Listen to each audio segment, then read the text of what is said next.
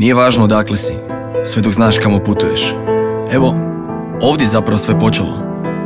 Tu sam se zaljubio u glazbu, tu se pojavila iskra. Ta mi iskra pratila kući, privukla moje prijatelje i rasplamsala se u vatru.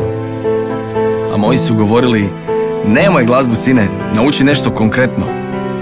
Ali bez glazbe bi izdržao koliko i bez kisika.